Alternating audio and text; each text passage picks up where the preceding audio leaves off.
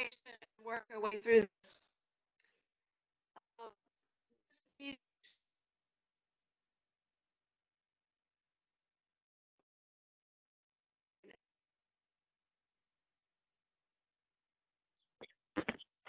we also recommend related to existing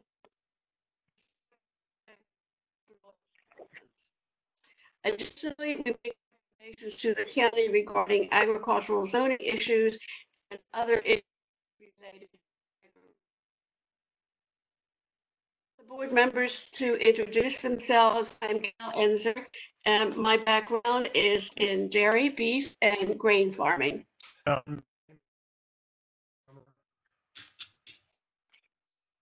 Steve Meyer, dairy, calves, and feeders. Scott Welsh, nursery and greenhouses. Yes, Steve Meyer, dairy, calves, and feeders. Thank you. Okay. You all have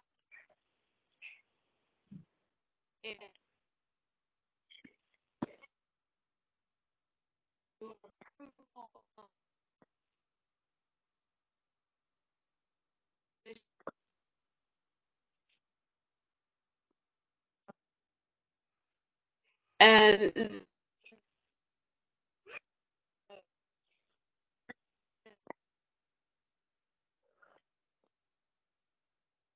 third, we need to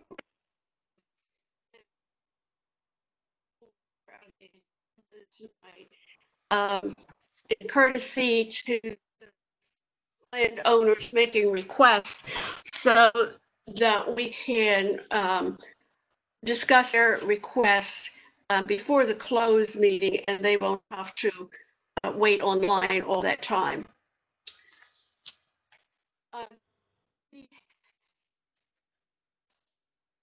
Question. I did not see any. Yeah. Right. I move to accept the minutes as presented.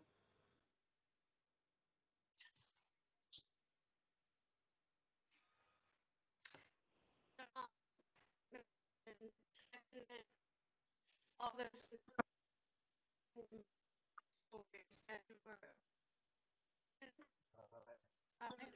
Aye. A motion for accepting minutes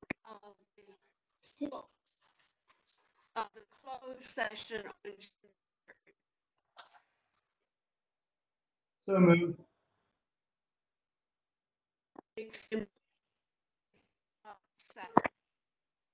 Any questions about it? No. Okay, all in favor? Aye. Thank you. Right.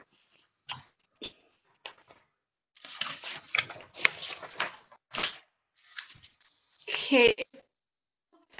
The items under the request.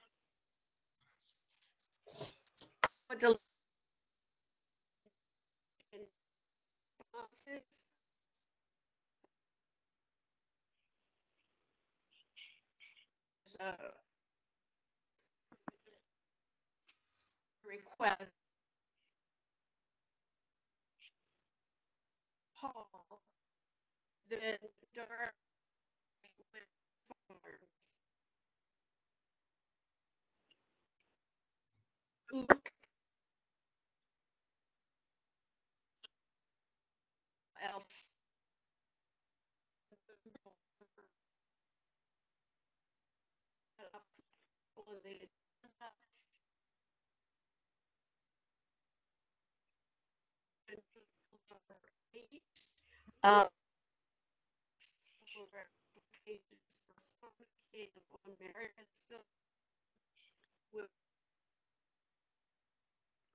And also, there's a request on 204 Riverview Avenue regarding limited acreage farming.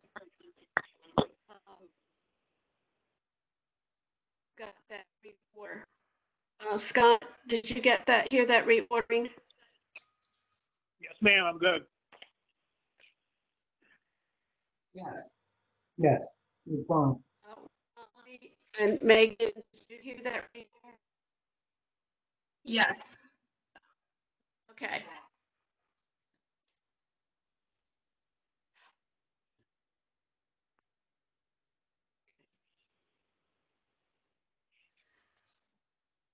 Okay, then the estate of Whiteland Hall and is the relocation of reserve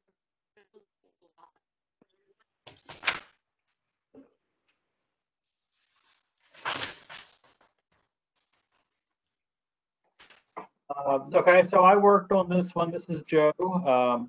And this was great.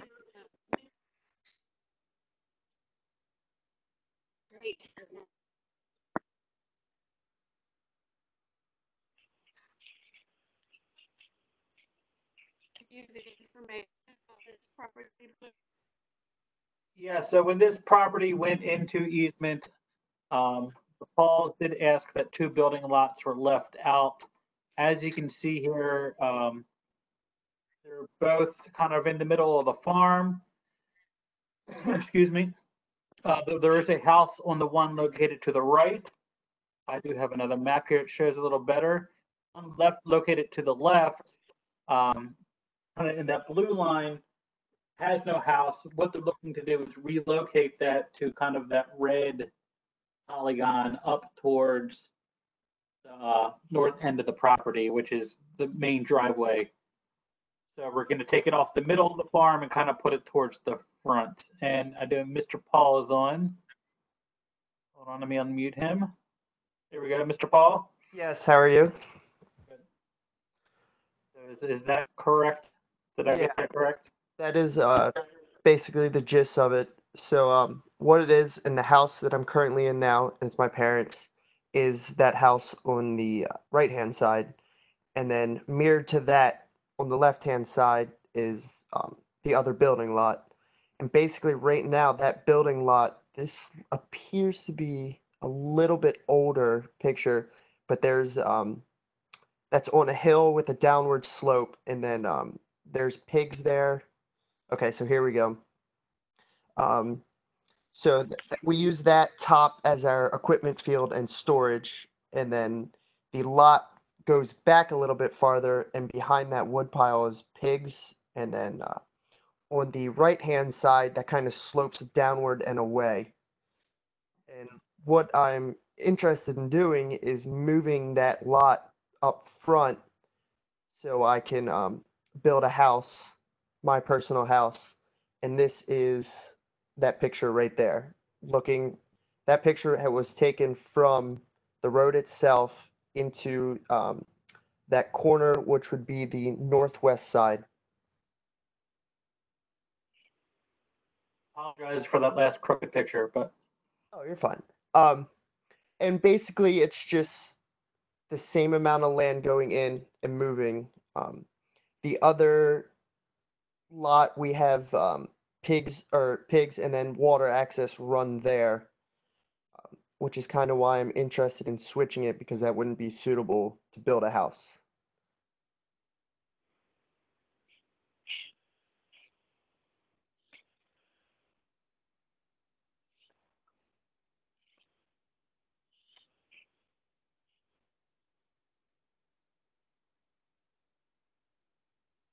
I don't have any problem with it.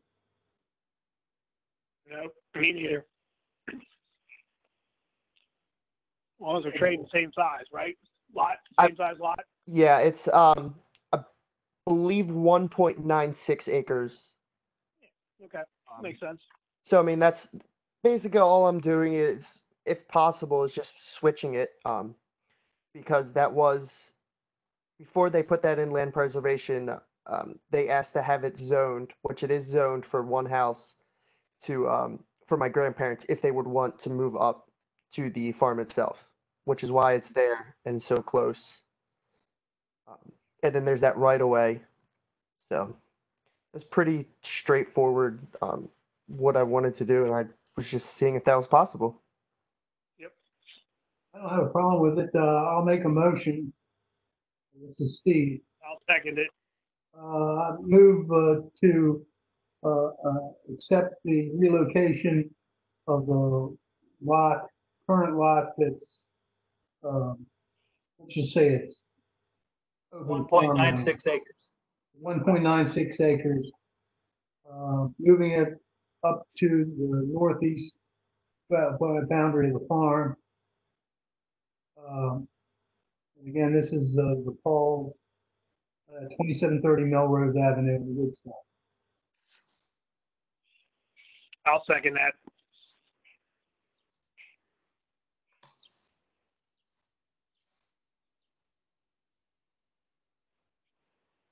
Gail has herself muted, it looks like.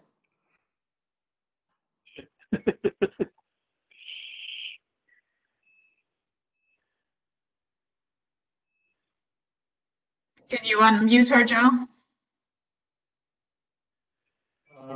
Trying, hold on. I'm working off a little screen here.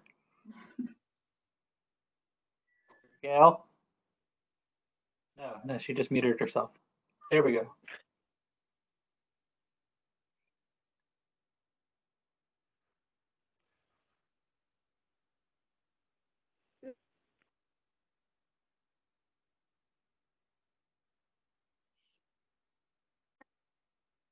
Yes. You're a little choppy.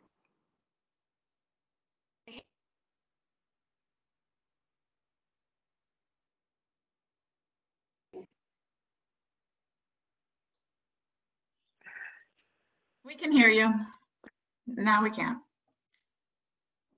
No, you're muted now.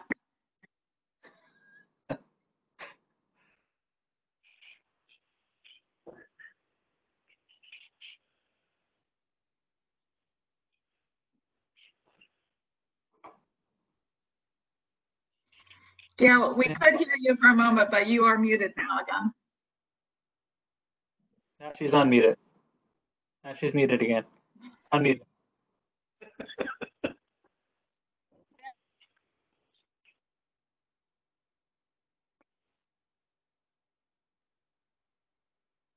right, go ahead. We can hear you now. No.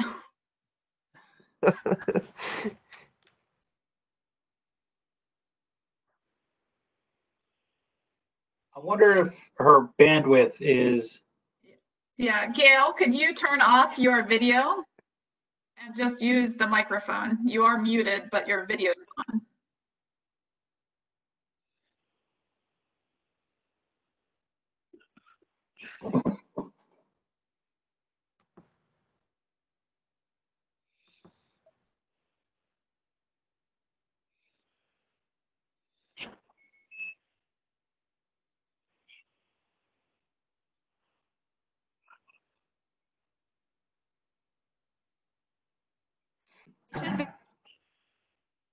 Yes, go ahead.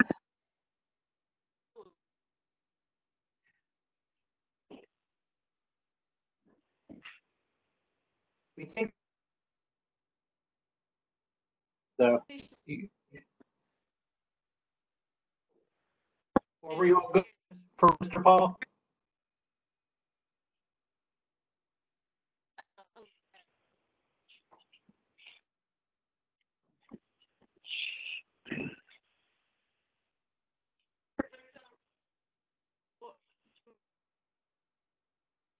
What? You want me to say the motion again?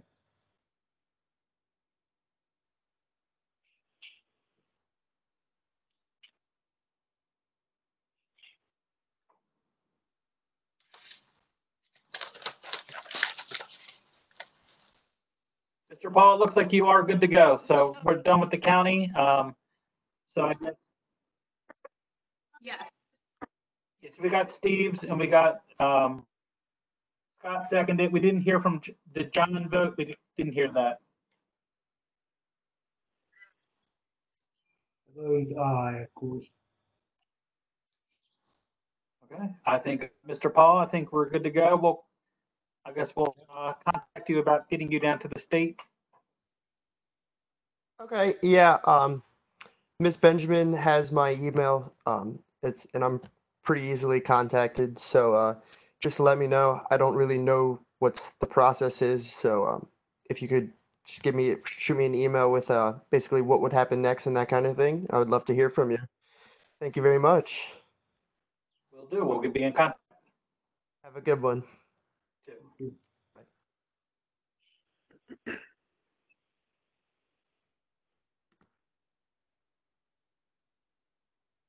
Okay, the next item that we have is Whiteland Farm, Dorothy White, at 5101 Hyde Road.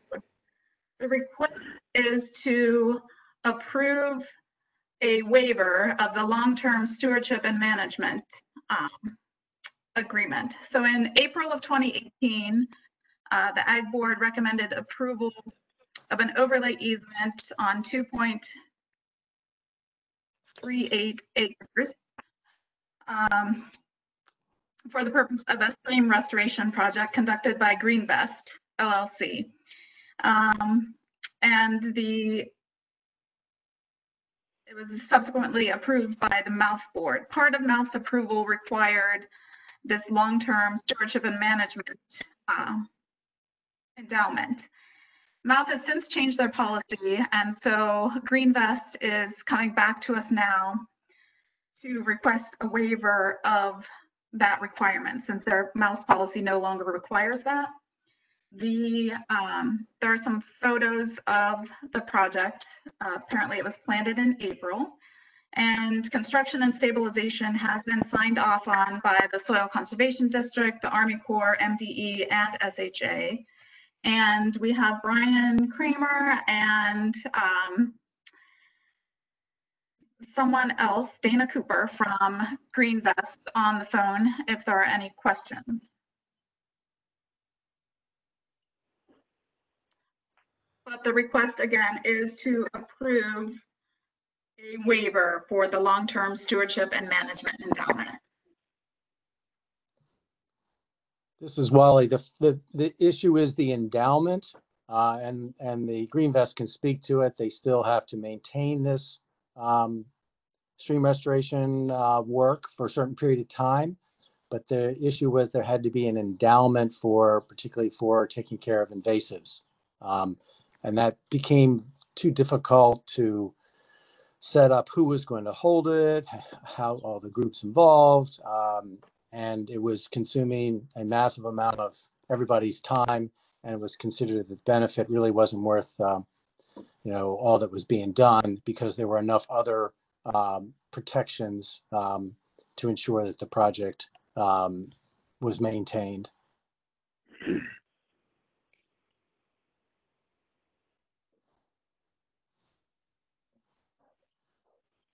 Do you see any issues in this, Wally? I mean, out of curiosity. No, we actually had had asked the state and supported the state's the MALF's decision to go ahead and not require these in the future. So this is a bit of house cleaning to release a decision that the MALF board made, which they will not be making in any future project. Oh, okay. Well, anybody calling in? Yes, Dana Cooper and Brian Kramer, I see them on the attendee list. I will unmute them. Hold on. There we go. Yes, this is Brian Kramer from Greenvest. Can you all hear me? Yes. Yes. Yep. All right. So I'll give you a brief background. As outlined in the letter, this stream restoration project was completed for State Highway Administration as part of their MS4 permit requirements. Greenvest is basically fully delivering this project to State Highway. So we were responsible for all the design and permitting, the construction, and a minimum of 5 years of maintenance and monitoring. So we've just started that period. And as you can see on some of these photos, the site has changed dramatically from the pre-construction existing conditions. And these are, I only, sent Megan a few photos of the White Farm in particular, which is a small percentage of the overall stream restoration project. It was about 2.26 acres of a 16-acre total project. So we're responsible and on the hook, and we have to meet all the performance standards of the approvals that we received from the Army Corps and MDE, which require, less than 10% invasive species cover in the entirety of this easement area. I know that was a big concern of both the Baltimore County and the MALF boards, that these things have in the past have been known to become invasive species conduits and result in problems in ag fields, and that because of the extensive monitoring requirements, that will not be the case in this. And then after Greenvest is done with ours, State Highway is responsible for the maintenance and monitoring of this project, and I confirmed in perpetuity for them to continue to get their MS4 credits. So they'll be inspecting the site annually. They're required to submit a report every 3 years, whereas when we're monitoring at Greenvest for the first 5 years, we monitor it monthly, and actually even more than that now. We have to submit one annual report. So there's an extensive follow-up on these projects to make sure that they're successful and functioning properly, and most importantly, sustainable in the future. So that was our reasoning for the request for the waiver of the endowment, considering how much oversight and management and maintenance there will be in the future.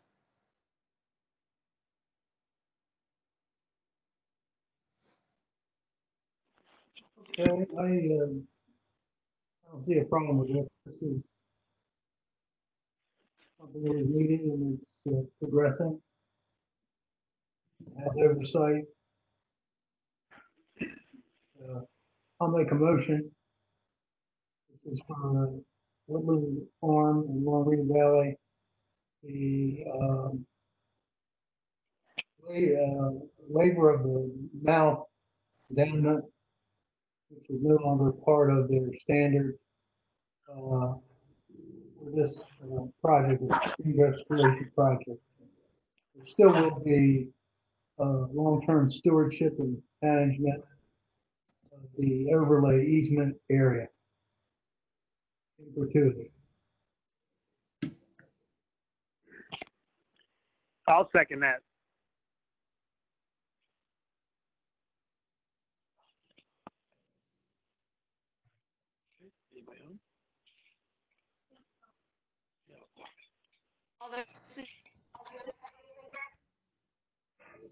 Aye. Aye.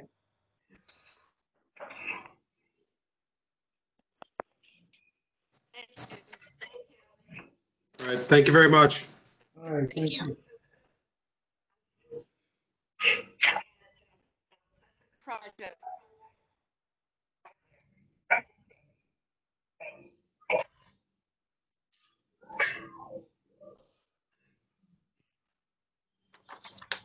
Okay, this is Wally, and the next item. From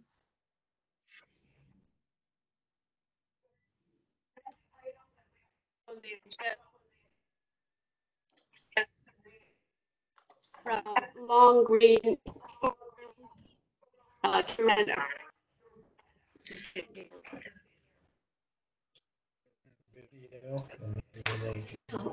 We can hear you, Gail.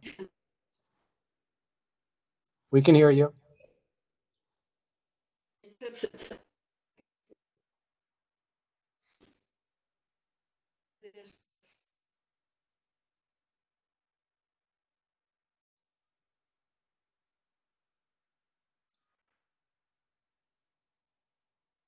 Gail, can you hear us?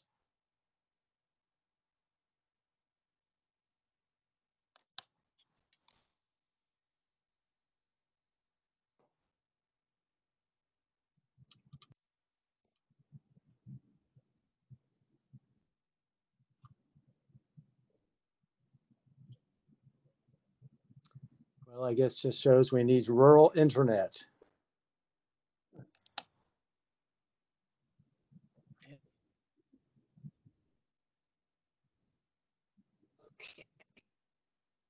Oh. All right, Gail, we can hear you.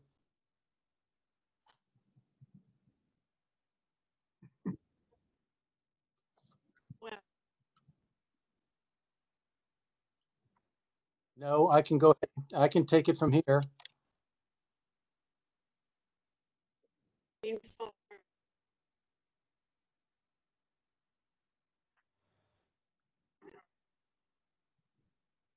Yes.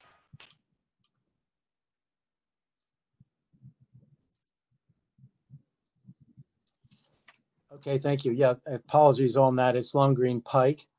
So this is the Long Green Farm, home of Bordy and the DeFords. Rob DeFord is here, as is Jim Patton and Jim Constable. So I'm just going to lay out the briefing. This is under a Maryland Environmental Trust easement, as that's the protection. The request is for the ag subdivision to divide the farm into 3 smaller farms with owned by 3 of the family members. So the farm would be divided into 131 acres, approximately, a 94-acre tract, and a 24-acre tract. We have checked in with the Maryland Environmental Trust, and they are okay with this subdivision because the deed of easement allowed up to 4 divisions, and this request is for 3. Now, what's before you tonight, for the board tonight, is the determination as whether this subdivision constitutes an agricultural subdivision or a general exemption. To qualify for a general exemption in Baltimore County, I'm going to close my window. To qualify for a general exemption in Baltimore County, it has to meet 3 tests. One, no new roads or streets. 2, meets zoning requirements. And 3 is for agricultural purposes. So the request tonight is for you all to make a determination that will then go on to a development review group for them to consider the other 2 issues. But along those lines, the farm actually does have 3 underlying lots of record. So it's really one can view it as a change of those old lot lines and not creating any new lots. So with that, let me turn it over to Jim, or Rob, whoever would like to speak. Rob? Sure. Wally, can you hear me? Loud and clear. Great, thanks. And thank you for having this meeting tonight and including us. This is in sort of the wake of my mother's death last September. We had created a sort of a temporary arrangement that actually lasted quite a long time, of an LLC in which her 4 children were equal partners. Now, though, that we're settling her estate, there is sort of a sort of a reevaluation of how much each of us wants to be involved in the future of the farm. And it turns out that 3 of us do, and the 4th sibling does not. And we've learned also in the 10 years that we've had the LLC that it is a complicated arrangement, and that as generations move on, we think it'll become unwieldy. So we would like to try to create distinct property lines. I believe from the outside, there will be no perceived change to the farm, which is exactly how we'd like to see it. And this is really, I think, a way for us to keep the farm, and we feel it's the most effective way to continue to manage it. Now, I see the map that's up on the screen designates certain types of farming that are going on today. I believe for the most part, that's what you'll see in the future, though we may reintroduce other types of farming as the markets change. I can't predict what those would be, but it will be farming. And as my hope is that people will continue to drink wine. So we plan to keep Bordy going into the foreseeable future. This is Bordy's 75th year, so it does have a lot of tenure in Baltimore County. And we as a family get along very well. And in fact, the property lines will be invisible to us. We'll all sort of enjoy the farm as a commons. So I'd view the property lines more as a way to make the management of property a little bit more nimble and less cumbersome.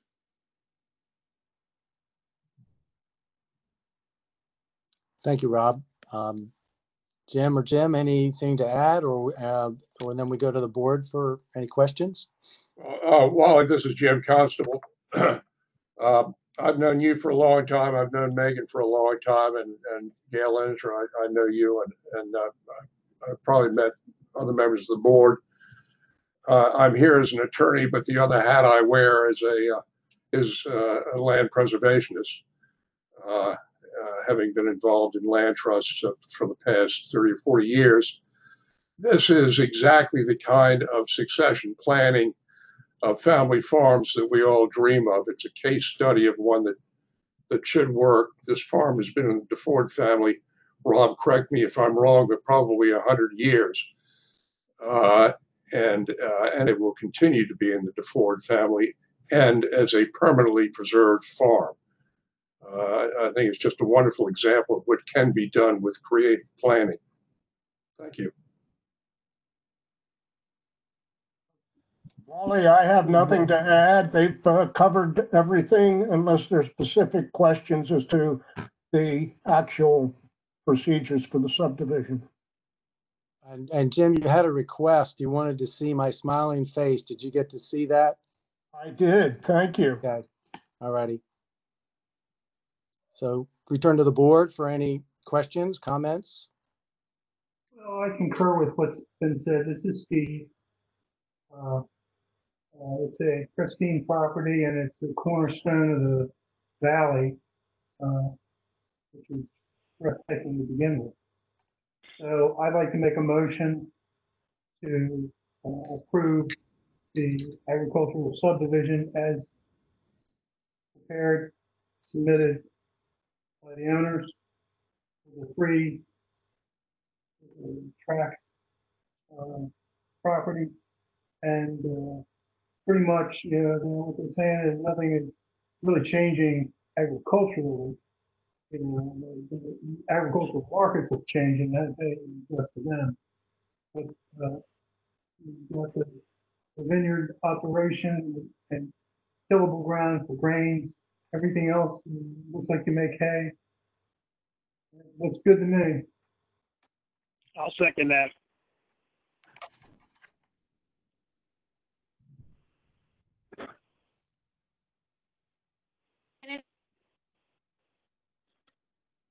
Yes, we can hear you now.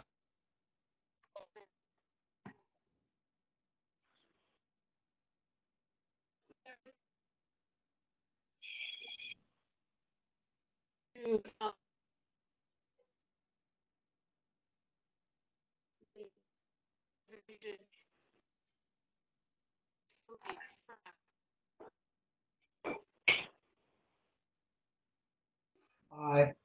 Aye.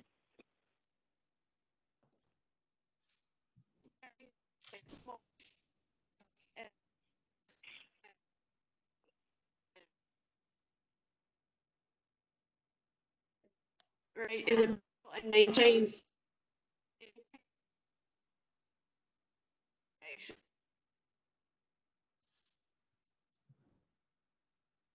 Thank you very much. Thank you. Thank you.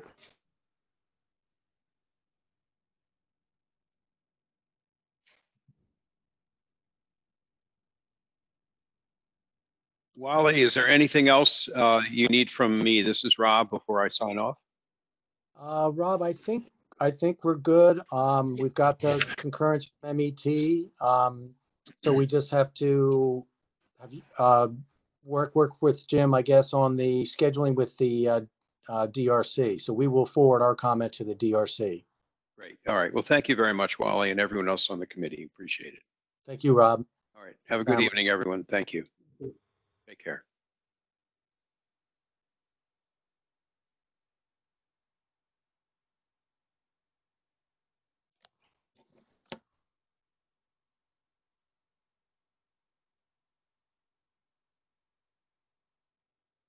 All right, so next up is 10519 Marysville Road LLC. It's also known as Braglio Farms. This is on 10519 Marysville Road out in Woodstock. Property is about 28.4 acres. Am I showing the right screen? I'm sorry. Yeah, it's the main blue screen. Okay. It's up around. I wasn't sure if I. So the request is to verify me. We have Tim Catroco is on here. Let me unmute him. Sorry, there you go, Tim. Thank you, Joe. So no problem. We went out there we met up, was it yesterday? Tuesday, yes. On the property. This is right on Marysville Road on Hernwood. The country store is existing. The one thing I did forget to ask, how big would you say that store was? About 15 by 15? If that, yeah, 15 by 15, maybe 15 by 20, Joe, at the most. Yep. Very big. So they do sell their own meat. Sell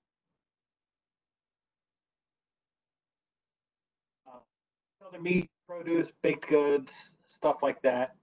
Now, Eggs. on this farm itself, they do not actually produce much. On Mr. Beck lovingly said that he called this his show farm. He does own multiple farms down Hernwood Road, as you can see here on the map. The first is 3309 Hernwood Farm, and he owns multiple parcels on Hernwood, a little past that, and about 23 acres. We saw, so he says he does get them butchered every once in a while, but he mostly uses them for eggs. He has blueberry bushes, pigs, and of course the cattle. So he has on the main farm about 55 head of cattle. On the lower, I'm going to call it the lower portion, but the southernmost piece, he has about 25, I believe you said, and right across the street, he has a little thing. He says he keeps his young heifers there until they're ready to join into the main herd. I do believe that's kind of my findings. Tim, did you want to fill in anything? No, Joe, I think you covered it. And thank you for letting me participate. And good evening, Madam Chair, members of the board. Tim Catroco here. I'm working with the Braglio family to get this farmer's roadside stand approved for them. And it's been he's a farm to table, owns a restaurant nearby the Woodstock Inn, does a farm to table operation there where he sells his meat products and also his produce and things that he grows on the farm.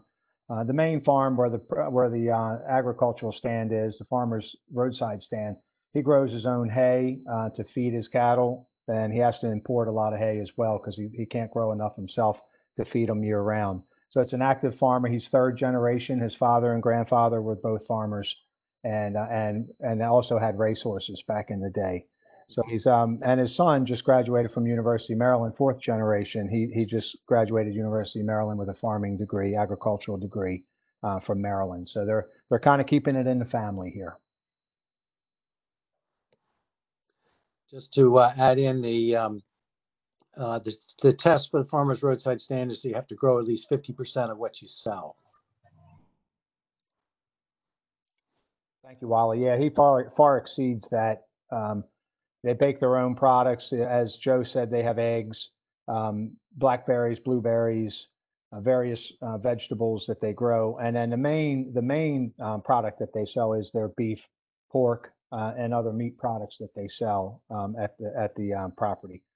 I think he also sells them, has freezers set up at his restaurant in Howard County, where he also sells down in Howard County as well. Do we lose Joe? We did. He made me the host. I'm trying to get the presentation back up. Okay.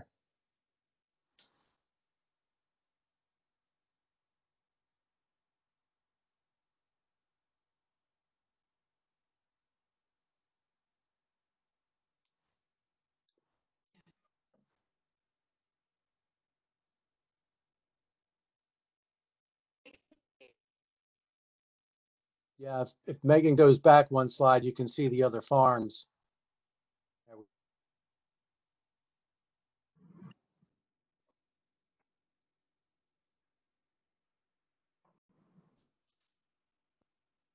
Gail, we can hear you. Lost the screen there. Sorry, I lost connection. Hold on. Well, Megan had picked it up, but Okay. I don't see it anymore. Hopefully Megan didn't lose connection. Here we go. Right. So these are the other farms that Joe was explaining where the beef and Tim were explaining where the beef cow are raised. So I don't know if there's any questions of the board and then the chickens. Yeah, just to follow up on what Wally and Joe were saying, we have a 23-acre farm that's at 3014 Hernwood. 3309 is a 58.9 acre farm. 28.4 acres at 10519 Marriottsville. That's where the farmer's stand is. And then a smaller farmette at 3009 Hernwood, where the young heifers are kept, as Joe was telling you. Mr. Baglio did say that he produces almost everything that they can, that almost all the baked goods that they do sell are made at the restaurant and then brought over there. They had a pie. They were in there. Tim had some cookies. Yeah, they were good. We need virtual cookies. Yes. So they do, and everything that I've seen in there had the Braglio name on it. So from what I've seen or saw when I was there.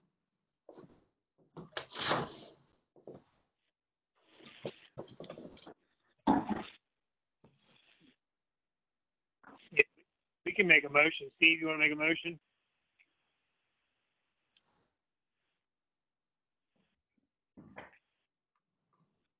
Steve's not there.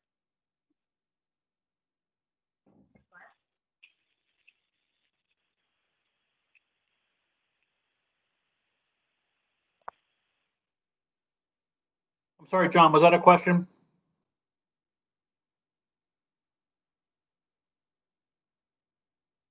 I'm not sure I'm hearing anything.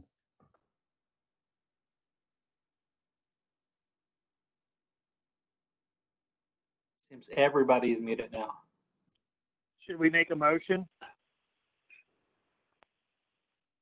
Steve on? There we go. Steve, Can you hear Steve me was now? muted too. Everybody was muted for some reason.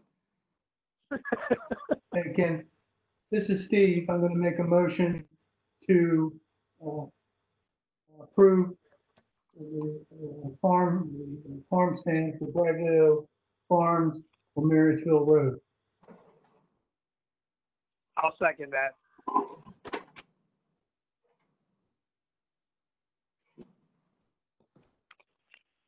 Do we have Gail and John back? Gail's still muted. There she is. Okay, good. I hear. Aye.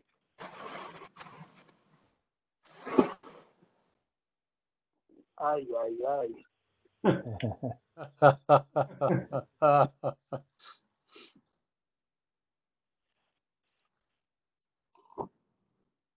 All right, Tim, I think that's it. Great. Thank you, Joe, Wally, members of the board. You all have a good evening. Thank you very much. Thank you. Thank you, Tim. All right, good night. Lastly, we have Mr. Majay. Let me unlock. There we go. You're now unlocked. Yes. So it is. Yes, sir. It's correct. You can thank Megan for that. Let's see. We have 204 Riverside Avenue. This is done in Dundalk. The request is a verification of the operation as a limited acreage wholesale flower farm. Megan, if you don't mind. Actually, vegetable farm, not really flower. Vegetable. Well, right, Mr. Majay, we're trying to kind of, the zoning office helped trying to put you into that other category because it's the only category we have that's close to your operation. Oh, thank you, sir.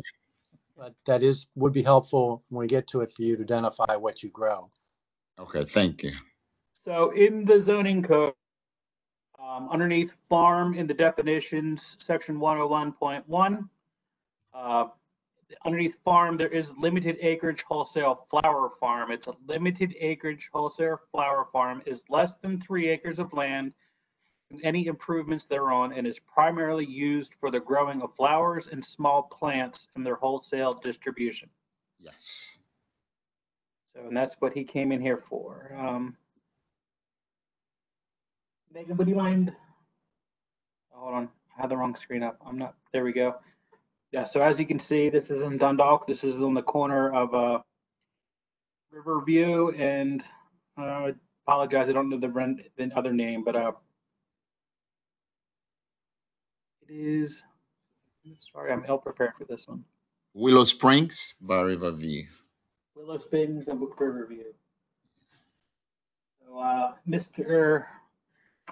Majay did he did build a, sorry. I apologize. He did build a greenhouse on the property. Megan, you want to skip over, I think, 2? Here we go, this one, here we go. As you can see, it's when I drove by yesterday, it is the only thing on the property. I could see the nice condensation on the inside, I guess from the sun, the heat of the day. But I guess if Mr. Majay wants to talk about what's going on inside. Yes, thank you, the board. Thank you, Madam Chair. My name is Mr. Major. My wife studied agriculture, and we've been small farmers, in the family for a long time.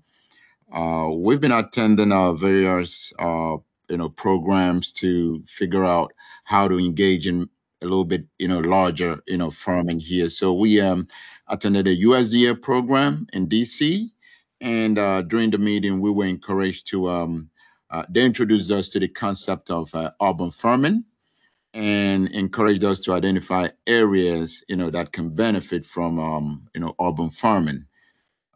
We looked around DC area, Silver Spring area, a lot of, different, places already, taken and engaged for urban farming. We said, hey, let's look a little bit further.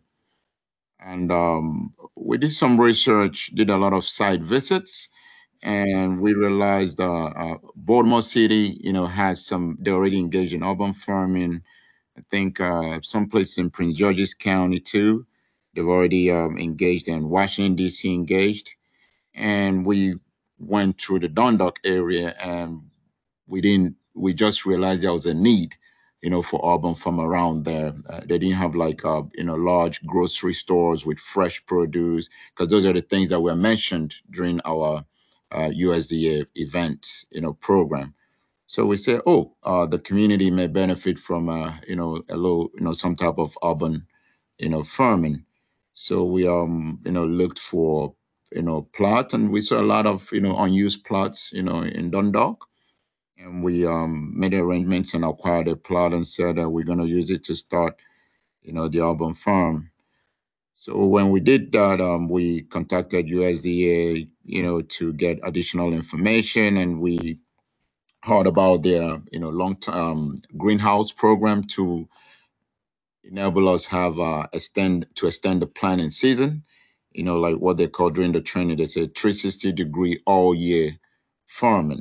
So that was what motivated us to start it, and then we set up the farm. We set up the greenhouse. A lot of people in the community have actually come across with, very positive, encouraging, comments that, they've not had this kind of green farm around here before. And we had a couple of, retired couples who've actually come to volunteer their, skills and expertise. I think they retired from other, government agencies, and said they will volunteer with us to share their knowledge and whatever I want to do with the urban farming. So we plan to, grow vegetables, fresh fruits, flowers, on it's not a big plot. It's about 2,000 square feet, something like that. And it's the only structure, on the land. And we've had a lot of positive comments from people coming around, until, the county says we needed to be here. So that's where we are, and we thank you very much for giving us the opportunity to, hear, our voice. And we're really passionate about what we do, and this is just where we're starting. Thank you, sir. Thank you. I guess, Joe, one thing to add is that they are working with Eric Hines of the USDA Natural Resource Conservation Service here in Baltimore County. Yes. And I think there's and so there, as you said, this is funded there's like a 5-year funding scheme or something for the greenhouse, I believe. Yes. Right. Have you planted? Are you set up? Do you have the infrastructure inside the greenhouse for planting and water and ventilation? Have you constructed that, fans or electricity? No electricity, just a regular greenhouse with a natural ventilation and door, the side, they call it open windows, from the sides. And there's no electricity. There's no additional advanced stuff. We were surprised when they told us that we needed to be. I think what they're doing is it's more of a high tunnel principle. You know what I mean? So, I mean, are you intending to heat it eventually and put fan ventilation in there, or are you just going to leave it as like a high tunnel type greenhouse with no heat? Yeah, high tunnel greenhouse. Yeah. So they're not going to really have any major electricity and things like that probably in there. So No. that's what the USDA has a program for that, grant money for that. It's actually a really good program. Yes. So, Right. You have water though. You have water, I suspect. You mean I mean, we collect water and put water in there because there's water around, but we're not running any pipes or. Okay. Yeah. That's a big job.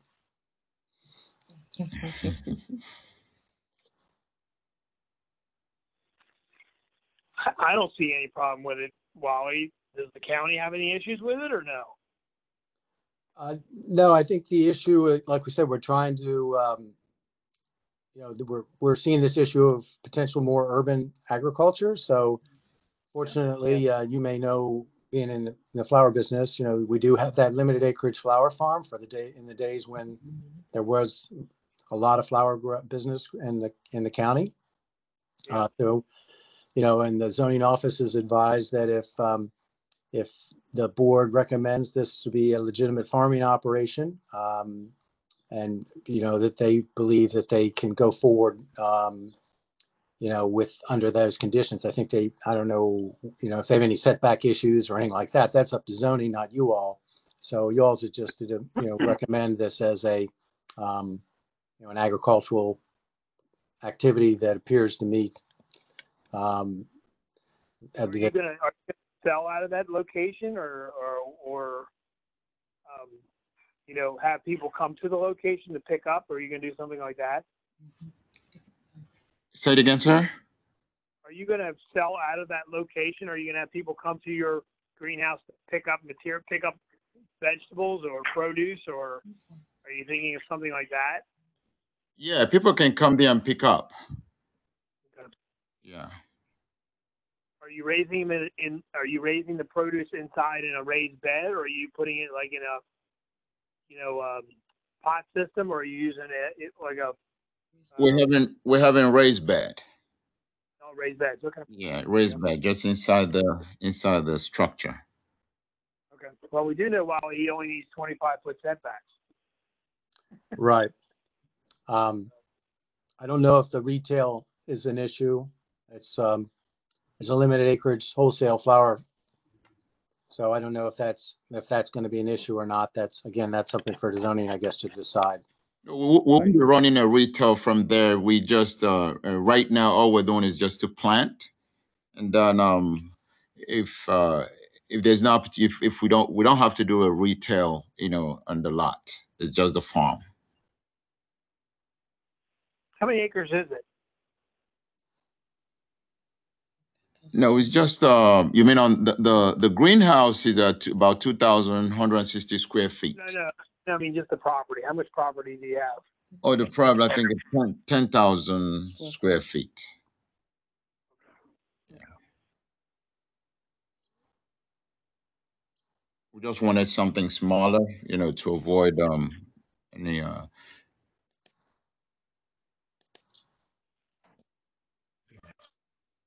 Well, well, I have an issue with it, but I don't know how the rest of the board feels.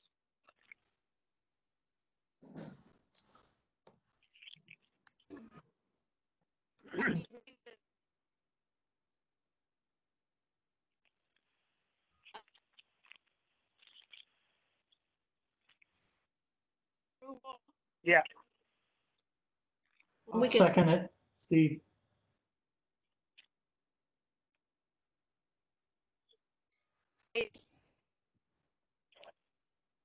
Um,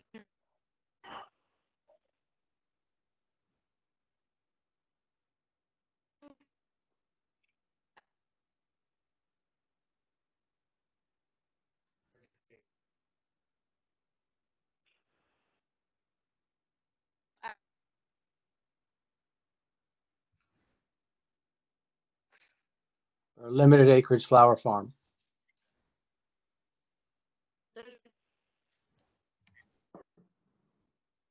Aye. Aye.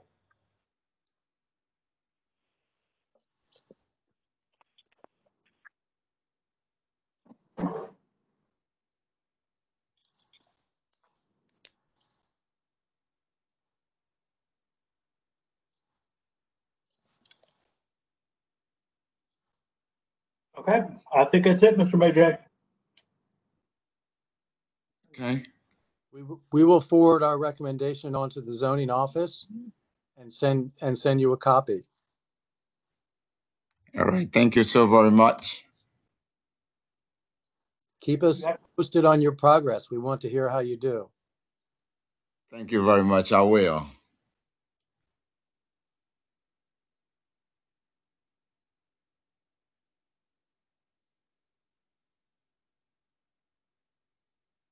Okay, thank you. We can log out? Yes, sir. Okay, thank you very much. Thank you. Good luck. Okay, bye-bye.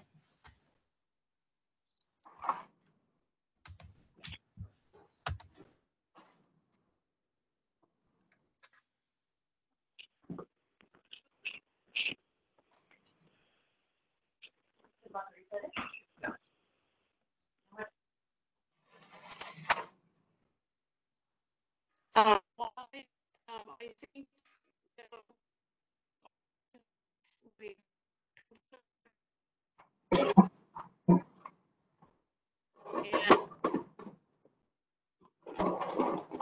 and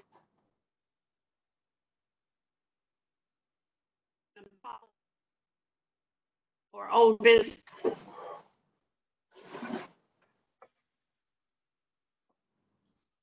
Right, so you could move to closing the meeting so that we can do the ranking.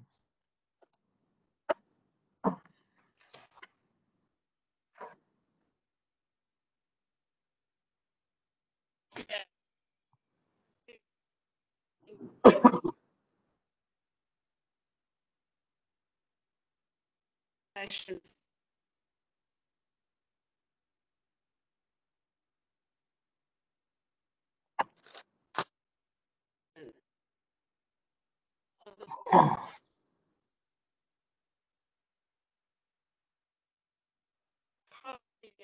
The purpose of the applications and ranking it. Aye. Aye.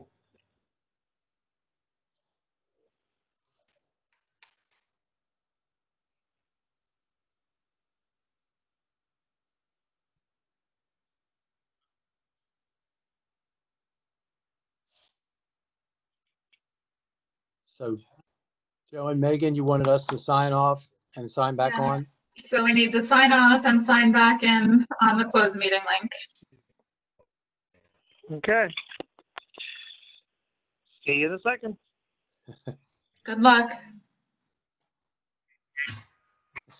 Good luck, right?